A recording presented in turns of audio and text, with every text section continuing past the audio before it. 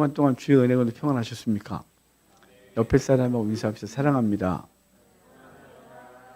축복합니다. 제목이 있습니다. 제목 같이 읽겠습니다. 새 언약의 일꾼. 아멘. 오늘 본문을 보면요, 바울은 고린도 후서가 주제가 뭐냐면요, 자신의 사도성을 변호하는 거라 그랬잖아요. 딱 2장 연보에 대한 얘기가 있고요, 나머지는 다 내가 사도다 이걸 얘기하고 싶어 해요. 왜냐하면 고린도 교회 일부 교회가 그 거짓 교사들이 자신들이 교회의 주도권을 잡으려고 바울을 비난하고 바울의 사도성을 의심하게 하고 바울의 가르침까지 비난하는 상태에 이르렀어요. 그래서 그들에게 편지를 했는데 잘 안 먹히고, 그래서 사도 바울이 직접 가고 있거든요. 가면서 이 편지를 쓰고, 그리고 고린도에 들어가지 않고 이 편지를 고린도에 주고 그냥 육로로 돌아왔다 그랬잖아요. 이 편지를 쓰는데요, 바울은 지금 그래서 그 고린도 교회를 향하여 너희는 내 편지다, 그리스도의 편지다, 그리고 나는 새 언약의 일꾼 됐다, 우리가 새 언약의 일꾼이다, 이런 얘기를 하고 싶은 거예요. 자, 오늘 본문을 좀 보도록 할게요. 자, 1절 2절 같이 읽읍시다. 1절 2절. 우리가 다시 자천하길 시작하겠느냐? 우리가 어찌 어떤 사람처럼 추천서를 너희에게 붙이거나 혹은 너희에게 받거나 할 필요가 있느냐? 너희는 우리의 편지라 우리 마음에 썼고 무사람이 알고 있는 바라. 아멘. 고대 때 자신의 신분을 밝힐 만한 근거가 뭐 있겠어요? 로마 시민권자들은 동판을 갖고 다녔대요. 시민권 동판을. 그런데 그거 외에 그 사람의 개인을 알 수 있는 방법은 없잖아요. 뭐 얼굴을 알아요, 뭘 알아요? 그러니까 그들이 어디 가면 사람들이 누구냐고 물으면 자신이 이러이러한 사람이라고 말해야 되는데 그걸 증명할 방법이 없으니까 그 중앙에서 추천서를 써서 주면 그걸 갖고 다녔어요. 사실 그것도 어떻게 믿어요, 고대 때. 하지만 여기 그래서 자천하기를, 또 추천서를 써서 너에게 붙이거나 할 필요가 있느냐, 이 말은 사도 바울이 사도로서 하나님 말씀을 증거하는데 사람들이 야, 걔가 사도로서 예루살렘에서 천거서를 받은 게 있어? 추천서를 받은 게 있는 거야? 걔가 증명서라도 있어? 이런 식으로 자꾸 그러니까, 얘들아, 너네가 나한테 복음을 받아들인 거 아니야? 라는 걸 여기 하거든요. 너희는 우리의 편지라 우리 마음에 썼고 무사람을 알고 있는 바라. 그러니까 고린도 교회가 세워진 것은 사도 바울이 복음 증거해서 세워진 거잖아요. 1년 반 동안 고린도에서 복음을 전했고 고린도 교회가 세워졌거든요. 그러니까 자신들이 바울로부터 하나님 말씀을 받았고 그 말씀 때문에 교회가 됐는데, 그들은 지금 그 중간에 왜곡이 일어나면서 바울에게 추천 써서 내라, 천거서 갖고 와라, 너가 스스로 자기를 천거해봐라, 자기가 어떤 존재인지 말해봐라, 이렇게 말하는 거죠. 그러니까 얼마나 불편해진 거예요. 바울은 말하기를, 그런 것이 꼭 있어야 되겠니? 너희가 내 편지인 걸, 너희 속에 그리스도의 마음, 그리스도가 있고 그건 내가 증거한 건데 뭘 더 원하느냐라고 말하는 것이죠. 이해는 되나 사도 바울은 지금 안타까운 거예요. 그들이 의심하는 것으로 끝나지 않고 그 사도 바울의 사도성과 그를 의심하는 것은 그가 전한 복음과 그가 전한 생명이 의심받고 그것이 왜곡이 일어나니까 사도 바울은 자신이 어떤 존재인지 말하고 싶은 거죠. 3절 봅시다. 3절 같이 읽겠습니다. 너희는 우리로 말미암아 나타난 그리스도의 편지니 이는 먹으로 쓴 것이 아니요 오직 살아계신 하나님의 영으로 쓴 것이며 또 돌판에 쓴 것이 아니요 오직 육신의 마음판에 쓴 것이라. 바울은요, 우리로 말미암아 너희가 그리스도의 편지다 이렇게 말해요. 먹물로 쓴 게 아니라 너희 마음판에 새겨진 거다. 우리로 말미암아 새겨졌대요. 자, 바울은 바울의 복음 증거를 통하여 고린도 교회가 성도 됐고, 그리고 너희들은 바로 다니면서 그리스도를 드러내는 편지가 됐다는 거죠. 그러니까 예수님의 말씀이 증거된 것, 그것이 돌판에 새겨진 것이 아니라 영으로 됐다 그러죠. 여기 하나님의 영으로 쓴 것이며 돌판에 쓴 것이 아니요 오직 육신의 마음에 쓴 거다. 하나님의 영으로 말미암아 쓰여졌다, 이 말은요, 성령이 우리 가운데 임하고 그 성령이 우리 속에서 감동하시고 이끄시는 것을 말씀하고 있는 거예요. 모세가 시내산에서 받은 십계명은 돌판에 새겨졌잖아요. 그런데 이제 우리는 사도 바울, 그러니까 복음 증거자들의 증거를 통하여 성령이 우리 가운데 임하고 그 성령이 우리의 심령의 마음판에 주의 말씀을 새겨 그 말씀이 우리 속에서 늘 떠나지 아니하고 그 말씀이 이끄는 대로 사는 존재가 됐다, 이것입니다. 여러분, 그러니까 저와 여러분 속엔 성령이 계심을 믿으셔야 돼요. 그 성령이 마음껏 활동할 수 있도록 우리가 그분과 소통이 일어나야 되죠. 제가 전에도 말씀드렸잖아요.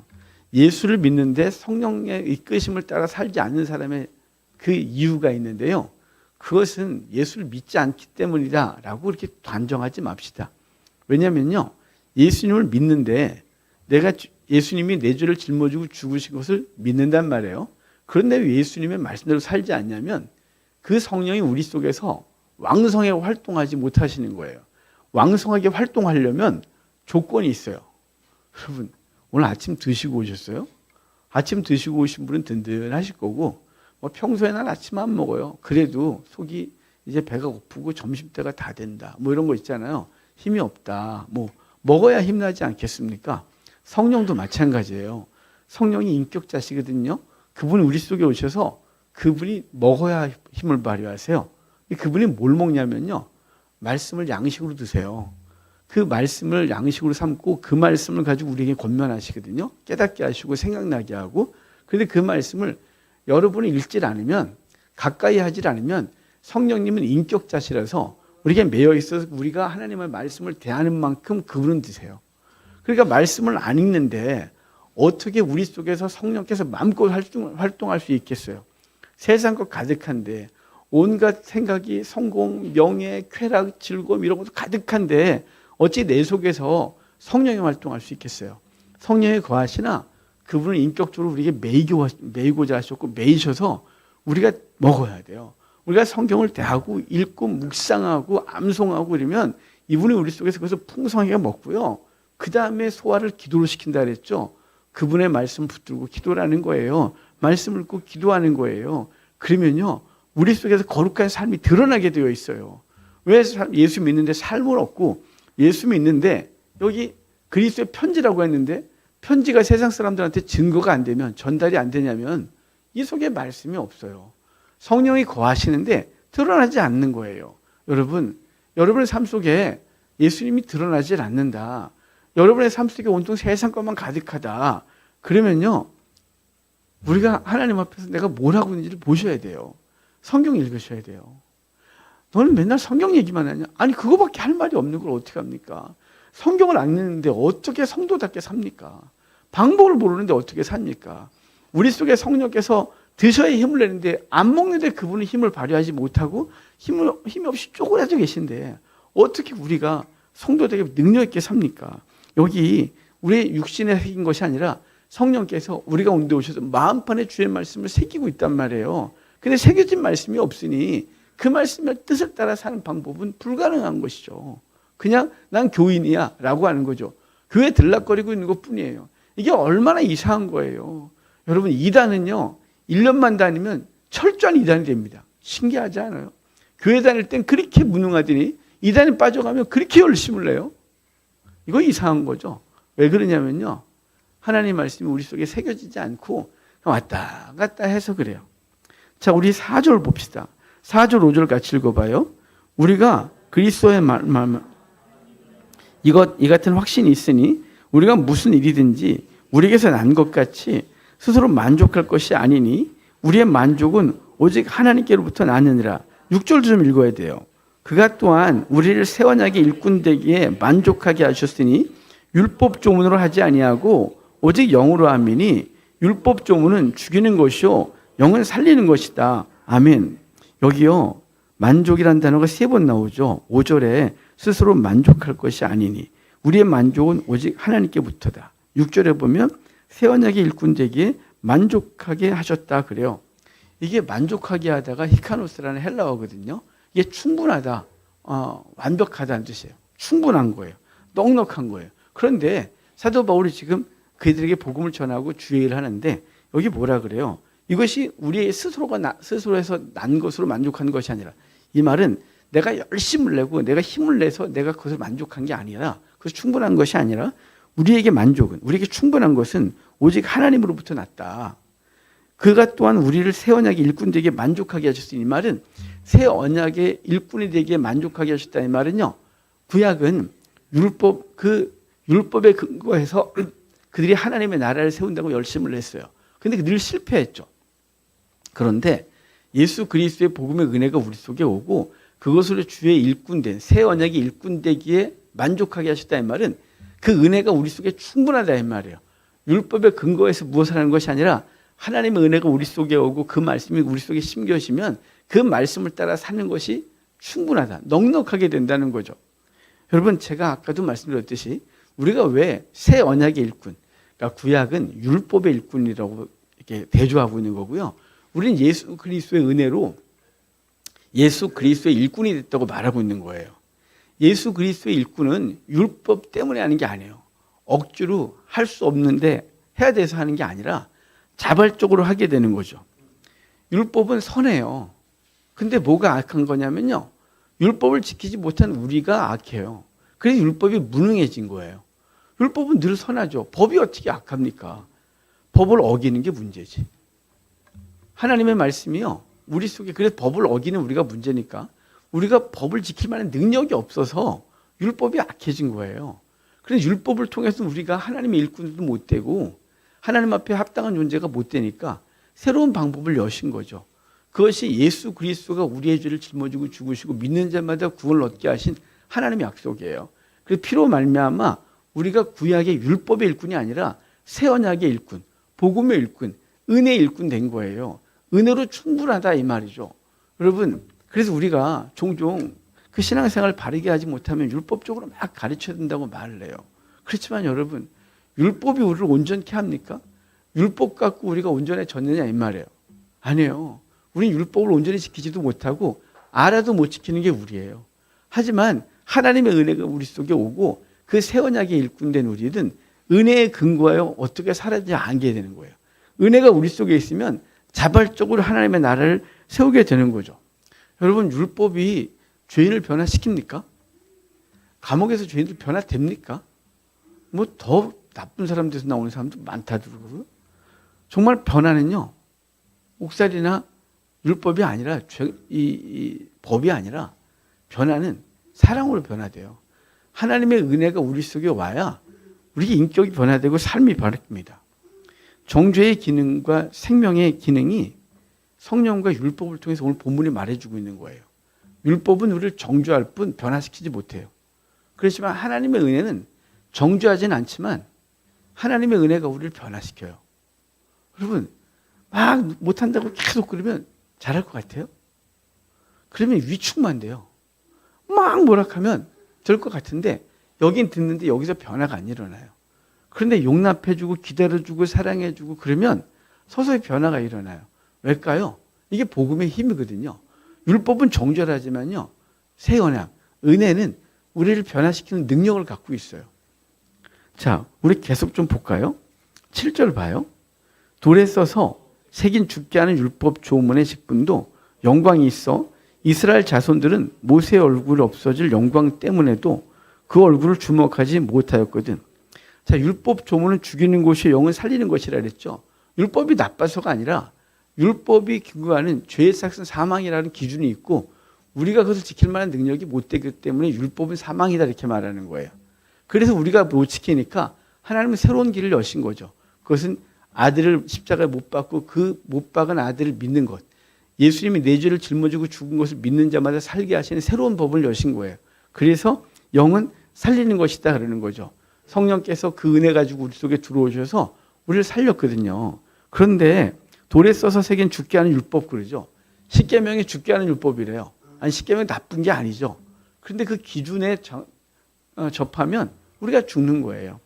여러분, 이스라엘 역사에서 언약궤가 블레셋에 뺏겼다가 돌아오죠. 베세메스로 돌아왔는데 사람들이 너무 궁금하니까 그 언약궤 뚜껑을 열거든요. 그래서 엄청나게 죽어요. 비록 그 죽은 숫자가 뭐 이게 여러 가지 신학적 문제가 있긴 하지만 죽어요. 왜 죽었다 그랬을까요? 제가 여러분에게 말씀드렸어요. 원래 율법은 은혜로 덮은 거예요.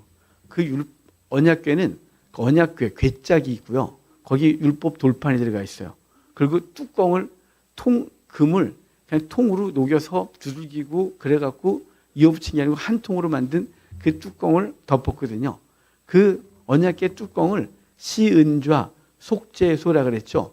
은혜를 베푸는 자리, 죄를 속하는 자리. 그래서 이스라엘 백성이 거기에 피를 뿌려서 은혜를 그 죄를 속함받았어요. 뚜껑을 덮어놨단 말이죠. 그러니까 이스라엘 백성들이 언약궤 앞에 가지만 언약궤 속에 있는 율법으로 만난 게 아니라 언약궤 위에 앉아 계신 하나님의 은혜로 우리를 만났어요. 그래서 시은좌, 은혜를 베풀어 주셨거든요.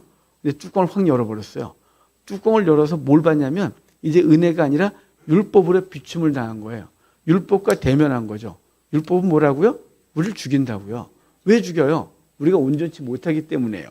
율법이 악해서 나빠서 죽이는 게 아니라 율법의 조건을 만족시키지 못해서 죽는 거예요. 그래서 출애굽기 19장에 뭐라 그랬어요? 너희가 내 말을 지켜 행하면 너희는 내 백성이 되고 난 너희 하나님 되리라. 조건이었어요. 조건이 지키면이거든요. 못 지키면 죽어요. 그래서 율법을 만나는 사람은 죽는 거죠. 그래서 은혜로 덮었단 말이에요. 여기 이렇게 말하는 거예요. 돌에 써서 죽게 하는 율법은 10계명이 나빠서가 아니라 그 계명은 우리를 만날 때 조금도 용납함이 없어요. 유도리가 하나도 없어요. 그냥 죽이는 거예요. 그런데 근데 그것을 맡은 모세, 10계명을 받아서 내려올 때 모세 얼굴에 광채가 났죠. 31장 마지막 절에 돌판 갖고 내려와서 송아지 부셔갖고 난리가 났어요. 그 다음에 모세가 다시 하나님과 만나고 하나님이 나 돌판 새겨 갖고 와. 그래서 돌판을 만들어서 갖고 올라갔더니 하나님이 손으로 율법을 다시 써주셔서 그거 받고 내려올 때 모세 얼굴에 광채가 났다 그래요. 그래서 사람들이 모세 얼굴을 보기에 힘들었다는 거죠. 번쩍번쩍 얼굴이 빛나니. 그래서 그 얘기를 하는 거예요. 돌에 새긴 죽게 하는 율법 조문의 직분도 영광이 있거늘. 그러니까 모세가 그 돌판 갖고 내려올 때도 영광이 휘황찬란해서 감히 볼 수가 없었다는 거죠. 그런데 없어질 영광 때문에 그 얼굴을 주목하지 못하였거든. 하물며 영의 직분은 더욱 영광이 있지 아니하냐. 자, 모세가 돌판 갖고 내려올 때 그것도 영광이 있었다는 거죠. 근데 우리는 다른 걸 갖고 다닌다는 거예요. 바울이 다른 걸 갖고 다닌다는 거죠. 모세는 돌판을, 우리는요 은혜의 복음을 갖고 다니는 거예요. 그리스도의 피를 가지고 다니는 거예요. 이것이 얼마나 큰 영광이냐 이 말이죠. 그러니까 죽게 하는 돌판, 그 율법을 맡은 사람도 그 직분자도 영광이 있었거늘 우리는 성령께서 주신 영의 율법, 그 새 언약의 율법을, 새 언약의 직분을 받은 우리는 얼마나 큰 영광이 있느냐. 그래서 지금 바울은 자기를 변호하고 있다 그랬잖아요. 우리가 얼마나 큰 영광이 있느냐. 돌판이 아니라 우린 복음 갖고 와서 너희들은 전했고 그 복음이 너희를 그리스도인 되게 해서 너희가 가는 곳마다 그리스도의 편지로서 드러나게 한 것, 그게 우리가 너희한테 가져간 것이었다. 이게 얼마나 큰 영광이었느냐 이렇게 말하고 있는 거죠. 그러니까 율법의 직분도 영광이 있거늘 새 언약의 직분, 영의 직분도 얼마나 큰 영광이 있느냐 이런 거죠. 그러니까 여러분, 모세가 영광스럽죠. 하지만 저와 여러분들은 더 영광스러운 존재인 줄 아시길 바랍니다. 우리가 세상에 나가서 뭘 전하냐면 주의 복음 증거하거든요. 그 새 언약이 일꾼된 자들은 새 언약의 근거를 가져가요. 자, 우리 계속해서 8절, 9절, 10절, 11절 다 읽어볼까요? 정죄의 직분도 영광이 있은즉 의의 직분은 영광이 더욱 넘치리라. 영광되었던 것이 더 큰 영광으로 말미암아 이에 영광될 것이 없으나 없어질 것도 영광으로 말미암았은즉 길이 있을 것은 더욱 영광 가운데 있느니라. 아멘. 여기 율법은 정죄에 이르고요. 여기 의 그러죠. 의의 직분은 영광이 더욱 넘치리라. 그래서요. 여기 율법은 우리를 정죄하고요. 의의 직분 그러는데 여기 새 언약의 일꾼이 의의 직분을 맡았대요. 이 의의 직분은요. 어떻게 의가 됐냐면 저와 여러분이 의롭지 못하죠. 그러니까 늘 우리는 의롭지 못한데 우리가 의롭다 칭함을 받아요. 어떻게 칭함받았냐면 창세기 15장에 아브라함에게 하나님 나타나셔서 난 너의 큰 상급, 난 너의 방패야 라고 했더니 아브라함이 됐고요. 여기 다메섹에서 올 때 구 한 명 데려온 엘리에셀이 있는데 얘가 내 상속자가 될 거야. 그랬더니 아니야, 네 몸에서 날 자가 상속자가 될 거야. 그랬더니 아브라함이 믿어요. 그래서 이를 그의 의로 여겼다 그러거든요. 행위에 근거한 것이 아니라 하나님을 믿은 것을 의라 이렇게 말하는 거죠. 그럼 우리는 어떻게 의로워진 거예요? 여러분과 저의 의는 자생된 의가 아니라 그랬잖아요. 내가 열심히 묵상하고 열심히 살고 열심히 참 선을 행하고 그랬더니 의롭게 됐다. 우린 그렇게 될 존재가 못 되고요. 우린 주입된 의를 갖고 있어요. 성령께서 갖고 들어오는 의거든요. 그 의는 예수 그리스도가 우리를 짊어지고 죽으신 것을 믿는 의예요. 그 의. 그래서 바울은 죽음 앞에서 디모데에게 편지할 때 이제 내가 달려갈 길을 마치고 믿음을 지켰다. 그러면서 내게 의의 면류관이 예비됐다. 나뿐만이 아니라 나와 함께 이 길을 가는 모든 자들에게도 예비된 것이다. 그래서 의의 면류관 그래요. 자, 의의 직분, 의의 면류관은요. 우리가 만든 의가 아니라 예수 그리스도가 우리 죄를 짊어지고 죽으신 걸 믿는 의예요. 그래서 예수 그리스도를 믿으면 의로운 거죠. 그래서 그 의의 직분을 갖고 의를 전하는 존재가 됐다. 이렇게 말씀하시고 있는 거예요. 그래서 이것이 영원하다는 거죠. 여러분, 신학적인 얘기를 더 많이 하고 싶은데요. 시간이 너무 많이 가니까 우리는 사실은 율법에 근거하여 창조됐어요. 창조된 이후에. 그래서 창세기 2장에 그 선악을 알게 하는 나무 열매를 따먹으면 정령 죽으리라 그랬거든요. 근데 그걸 따먹었죠. 그래서 관계가 깨진 거예요. 그래서 관계가 깨져서 하나님과 원수가 된 상태에서 우리는 도저히 구원받을 존재가 못 됐죠. 그런데 곧바로 이어지는 3장에서 여인의 후손을 약속하고 그 여인의 후손을 약속한 것이 끝나지 않고 양을 잡아 피를 흘리고 가죽 옷을 만들어 지어 입혀서 수치를 가려줘요. 어린 양, 그러니까 여인의 후손으로 오셔서 우리를 구원할 것과 그가 죽어 그의 옷을, 새로운 옷을 지어 입힐 것을 말씀해 준 거예요. 그럼에도 불구하고 인간이 얼마나 무능하냐면 노아 홍수를 통해서 인류를 다 쓸어버릴 정도로 무능하고 부패했어요. 노아 홍수 이후에 주님께서 이르셨거든요. 내가 다시는 사람의 행위로 말미암아 심판하지 아니하리라. 왜냐하면 인간들은 태어날 때부터 악하다. 그래서 인간은 악해서 인간을 근거해 뭘 할 수가 없다. 그래서 하나님은 예수 그리스도를 보낼 수밖에 없는 것을 성경 전체에 얘기해 주는 거예요. 율법은 정죄의 직분을 갖고 있는 거고요. 예수 그리스도의 은혜는 의롭게 하는 힘을 갖고 있는 거죠.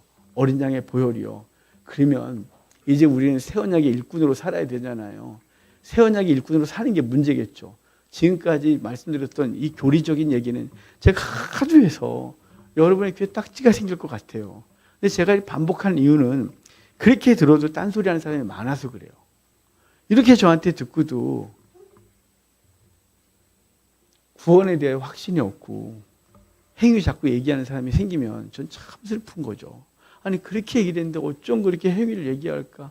그 행위를 가지고 자기를 비추면 자기는 지옥인데 어떻게 자기를 지옥으로 보내는 얘기를 저렇게 당당하게 할까 싶거든요. 우리는 절대로 행위가 없어요. 그러면 의의 직분을 맞았으면 그 의의 직분을 맡은 사람은 어떻게 살아야 되냐가 문제겠죠. 삶이 없어 교회가 이렇게 된 거잖아요. 세상의 교회를 향하여 왜 이렇게 비난해요? 우리가 그리스도의 편지로서 드러나지 못하기 때문에 그래요. 우리가 향기가 아니라 악취가 됐고요. 편지가 아니라 그냥 통보문처럼 막 심판을 전하는 메시지만 증거하고 그들 속에서 성령이 하나도 안 보이니까 이렇게 된 거 아니겠어요? 그러면 어떻게 성도의 삶을 사느냐 이게 중요하겠죠.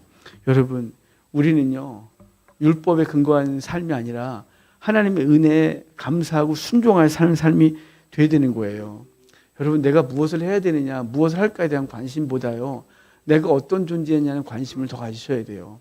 내가 그리스도 안에서 어떤 존재가 되었느냐라고 생각하고 그 된 것을 근거로 어떻게 살까를 고민해야 되는 거죠. 그래서 우리 새벽 기도를 하고 있을 때 요한복음 15장을 지난주까지 했거든요. 요한복음 15장에 뭐라 그랬어요? 아버지는 농부고 나는 참 포도나무고 너희는 가지니 내게 붙어 있으면 열매를 맺는다 그러죠. 그 가지가 붙어 있지 않으면 밖에 버려 발표 불에 던져지느니라 이랬거든요. 그러니까 우리가 뭘 해야 되냐면 우리의 존재가 무엇이냐를 알아야 돼요. 내가 열매 맺겠다가 내가 뭘 하겠다고 설쳐되지 마시고 하나님의 은혜가 무엇인지 알고 그 은혜에 붙어있는 열심을 내셔야 돼요. 그게 기도고 그게 말씀이고 그게 예배예요. 은혜가 없는데 어떻게 뭔 열매를 맺어요. 은혜 없으니까 분쟁이 있고 은혜 없으니까 상처가 있고 은혜 없으니까 자기만 계속 살아나서 상처가 있는 거죠. 여러분 하나님의 은혜가 먼저 있고 그리고 그리스도를 드러내는 존재가 되셔야 돼요. 자신을 드러내지 않고요. 그리스도를 드러내죠. 여러분 그러면 새 언약 일꾼이 살아갈 때요. 인간관계 속에서 뭘 하냐면 정죄하지 마세요. 제발 정죄하지 마세요. 왜냐하면 예수님이 우리를 정죄하지 않았는데 왜 이렇게 우리는 정죄를 해요? 요한복음 8장에 현장에서 가늠하다 붙들려온 여인을 데리고 선생님한테 묻잖아요. 어떻게 하실래요? 모세는 돌로 쳐 죽이래요. 당신은 뭐라고 말하겠소? 예수님 말씀 하나도 안 하세요. 그리고 앉아서 바닥에 뭐가 끼적거리시다가 일어나서 계속 머물러 있고 계속 울그락불그락하고 막 웅성웅성하니까 예수님께서 죄 없는 자가 먼저 돌로 쳐라. 그리고 또 앉아서 뭔가를 쓰셨어요. 뭔가를 썼다는 게 중요한 게 아니고요. 죄 없는 자가 먼저 돌로 쳐라. 그럴 때 아무도 그 말씀 앞에서 왜 주님은 바닥에서 있었을까요? 뭐 여러 가지 얘기했지만 중요한 건 그들에게 생각하게 한 거죠. 죄 없는 자가 돌로 쳐. 라고 했을 때 돌을 들러다가 죄 없는 자가 먼저 돌로 쳐라. 라고 했고 그럼 돌로 먼저 친 자를 내가 부를게. 너가 어떤 존재인지 말할게. 라고 하는 것으로 들리지 않았겠어요? 아무도 돌을 못 들고 다 도망갔어요. 주님께서 일어나셔서 그 여인에게 이렇게 말씀하셨어요. 나도 너를 정죄하지 않겠다. 다시는 죄 짓지 마라. 정죄하지 말아요. 그 대신 삶은 말씀하셨어요. 죄는 짓지 마. 내가 지금까지 했던 거 정죄하지 않을게. 정죄하지 않는다 이 말은요. 그를 판단하지 않으시는 거예요. 왜 그럴까요? 주님은 우리를 판단하기 위해서 오신 게 아니라 주님은 우리를 용서하시기 위해서 오셨는데 우리는 그 용서받았다고 하면서 용서받은 은혜로 상대를 못 대하고요. 우린 용서받았음에도 불구하고 우리는 늘 정죄하는 데 익숙해요. 특별히 어디서 정죄가 많이 일어나냐면요. 가족 간에 그렇게 정죄를 많이 해요. 그래서 화목하고 행복하고 아름다워야 되는데 우리의 가정은 늘 상처가 있어요. 왜 있냐면요. 정죄가 많거든요. 왜냐면 내 기준에 안 맞으니까요. 그리고 내 승질에 안 맞고 나하고 너무 다르니까요. 여러분 예수님께서 당신과 같은 사람만 구원하셨으면 저하로 다 지옥 갔어요. 그런데 예수님이 너무 다른 존재. 예수님 기준에 너무 안 맞는 존재. 그래서 로마서 뭐라 하냐면 우리가 원수 되었을 때, 우리가 아직 연약했을 때, 우리가 아직 죄인 되었을 때 아버지는 아들을 보냈고 아들은 저와 여러분을 죽으셨고 성령님 우리 속에 오셔서 구원을 완성하셨대요. 그 사랑을 확증하셨대요. 그러니까 우리는 정죄할 자격이 없어요. 근데 왜 이렇게 우리는 정죄를 잘하는지 모르겠어요. 정죄가 아니라요. 그 무너지고 힘들고 아프고 내가 보기에 영 아닌 것 같아도 그 사람을 향한 하나님의 사랑으로 다가가 회복시키는 거예요. 율법은 정죄하고 죽인다 그랬죠. 새 언약은요. 예수 그리스도의 보혈은 정죄가 아니라 끌어안고 살려내는 거예요. 살려내기 위해서 우리 뭘 하는 건가요? 하나님의 은혜를 먼저 묵상해야 돼요. 그 은혜가 내 속에 있으면 그 은혜가 흐르게 돼요. 근데 우리가 은혜가 없으니까 은혜는 흐르지 않고 뭐만 있어요? 이성만 살아있어요. 그래서 율법이 우리 속에 가득하고 그 율법으로 자신도 괴롭고 주변도 괴롭죠. 하나님의 은혜가 우리 속에 가득하면 흐르게 되어 있어요. 그 흘러서 주변을 살려내는 귀한 은혜가 있기를 바랍니다. 이것은 성령의 능력으로 가능하거든요. 그분과 늘 교통하십시오. 그리고 우리의 삶을 보여주십시오. 너희는 그리스도의 편지라 그랬잖아요. 자신 스스로를 오늘 생각해 보십시오. 난 우리 가정에서 난 그리스도의 편지인가? 내가 직장에서 그리스도의 편지인가? 내가 만나는 사람들에게 나는 그리스도의 편지인가? 라고 해서 나를 통해서 그리스도가 드러나나? 나를 통해서 그리스도의 사랑을 알게 되나? 이렇게 생각해 보면 누구를 향해서 말할 것도 없고 우리 자신을 향해 생각하면 우리 자신이 어떻게든지 변화되려고 몸부림을 치겠죠. 왜냐하면 편지가 편지답지 못하니까요. 제가 요새 약간 좀 막 삶이 버겁고 묵셔도 피곤하니까 말을 이렇게 예쁘게 못하는 것 같아요. 제 느낌상. 그러니까 뭐 누가 뭐라고 한 건 없는데 제가 느끼는 거 있잖아요. 내가 요새 이렇게 말이 짧아졌지? 내가 이렇게 인상을 이렇게 얼굴을 이렇게 환하지 못하고 이렇게 뭔가 인생의 짐을 다진 것 같이 혼자서 이러고 앉아있지? 뭐 이런 거예요.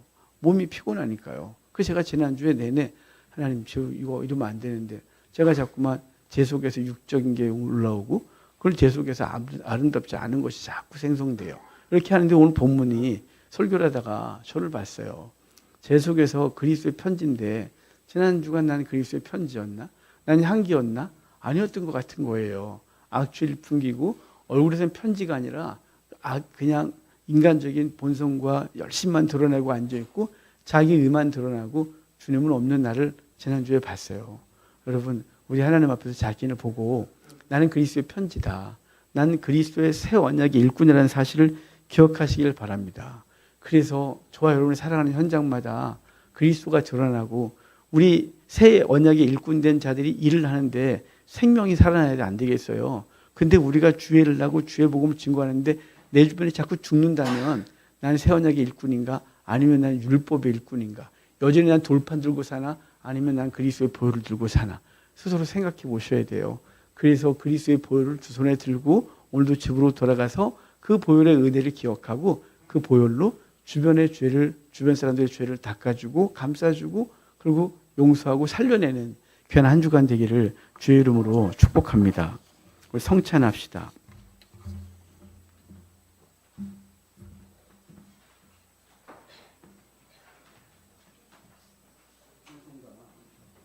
찬송가 460장입니다.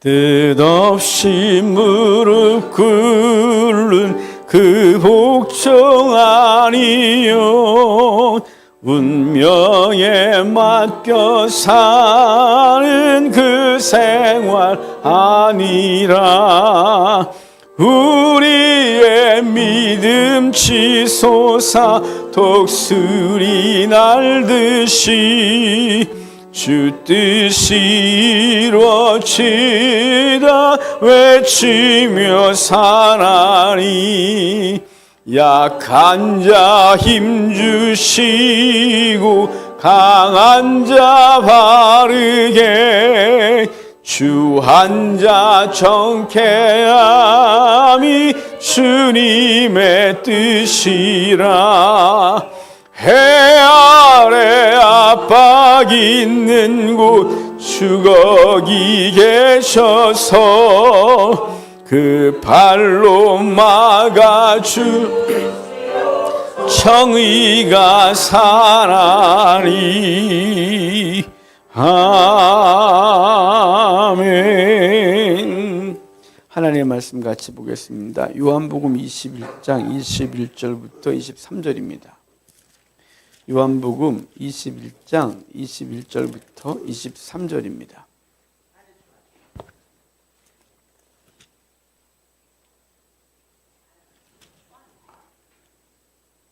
아, 20장부터입니다. 죄송합니다.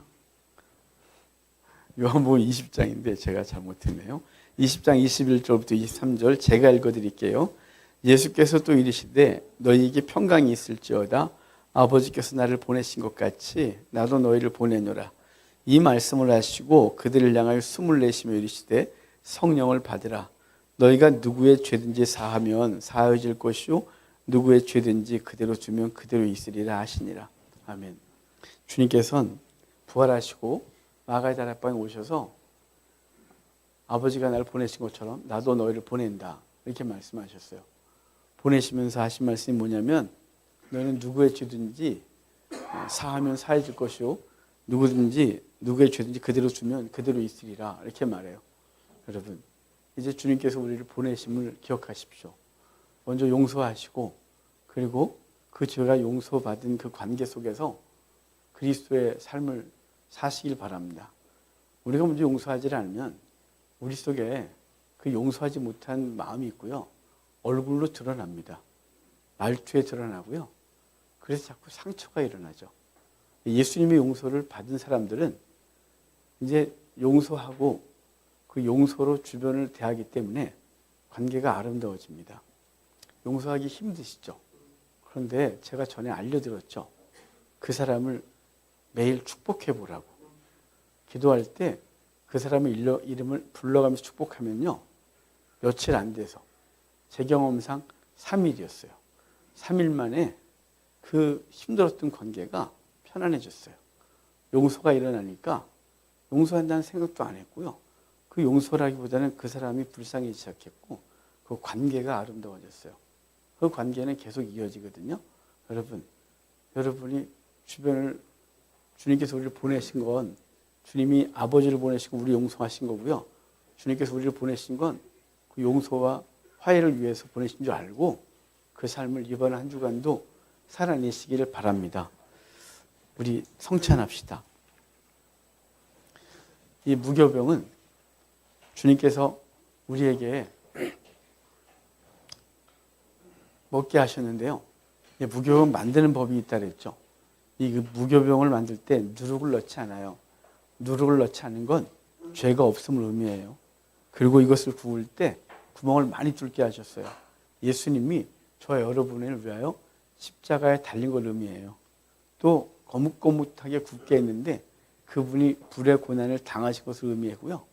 그리고 먹을 때 주인이 손님에게, 가장이 가족에게 나눠주게 했어요. 그것은 예수님이 사단에게 진 것이 아니라 당신 스스로를 내어준 것을 의미한다고. 여러분, 이 떡을 드시면서 예수님이 그러셨던 것처럼 우리도 누군가를 위해 자신을 내어주기를 다짐하는 시간 되도록 합시다.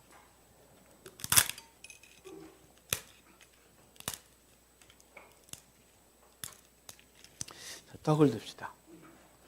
하나님 앞에 기도합시다. 주님께 먼저 주의 은혜 감사하고 이제 우리도 돌아가서 내 몸을 내주어 사랑할 사람들 정말 사랑하게 해달라고. 내 스타일대로 사랑하는 것이 아니라 주님이 하신 방식대로 사랑하고 끌어안는 삶이 되게 해달라고. 그래서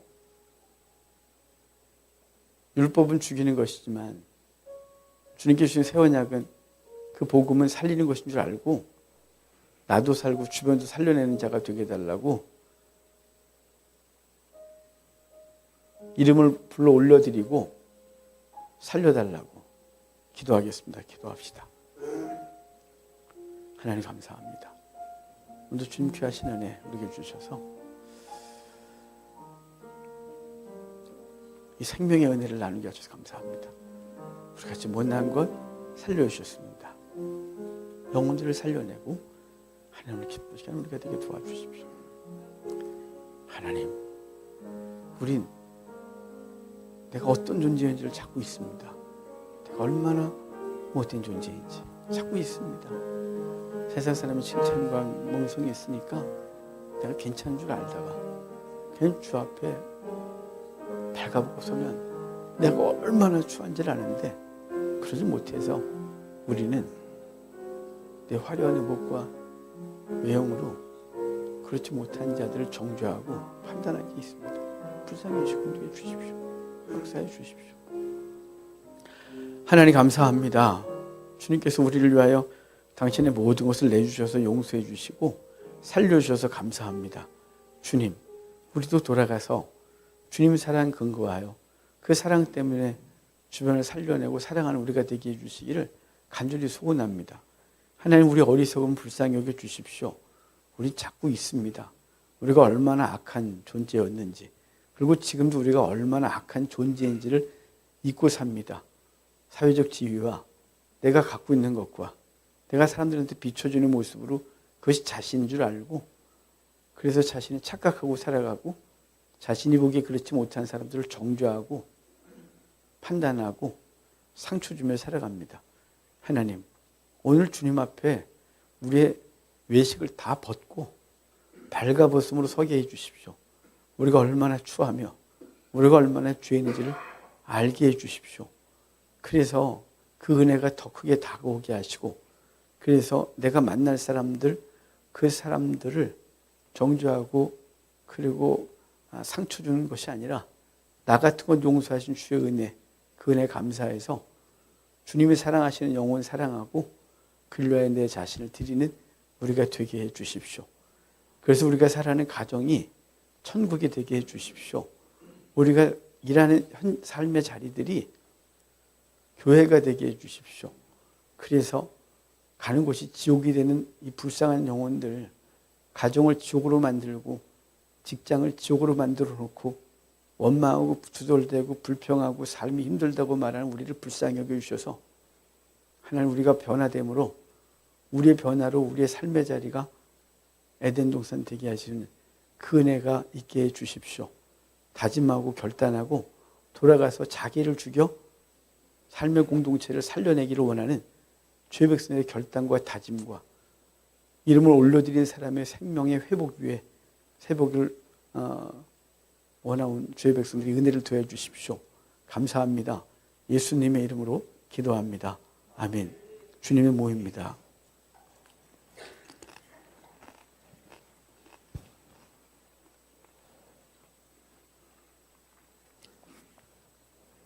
십자가에서 물과 피를 다 쏟아 우리의 죄를 닦으시고 용서하시고 생명 주셨습니다.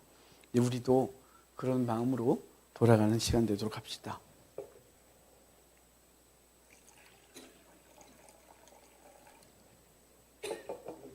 잔을 듭시다. 우리 주님께 기도합시다. 우리를 다 닦으시고 용서하신 주 은혜, 물과 피를 다 쏟아 끝까지 다 주신 주 은혜, 나도 그렇게 행할 수 있도록 해달라고. 몇 번 해보고 지치고 포기하는 것이 아니라 변화될 때까지, 살아날 때까지 나를 드리는 우리의 삶이 되게 해달라고 잠깐 기도하겠습니다. 기도합시다. 하나님 감사합니다. 주님, 당신 위한 사랑으로 우리를 붙들어 주셔서 온유 있게 하셨습니다. 주님, 붙들어 주십시오. 저 놀라운 은혜, 그 사랑으로 우리를 붙들어 주십시오. 이 시간 마음이 불편하고 힘든 사람들을 위로하시고 하나님의 사랑으로 속이 부족함도록 은혜를 더해 주십시오. 주님께서 모든 걸 내어주셨듯이 우리가 모든 것을 내주어 살려내는 이 한 주간 되게 해주십시오. 주님, 힘 주십시오. 힘 주십시오. 그래서 변화가 있게 해주십시오. 감사합니다. 역사하시고 인도해 주십시오. 하나님 감사합니다. 주님께서 우리를 살리시고 그래서 우리를 또 살리는 직분 허락하셨습니다.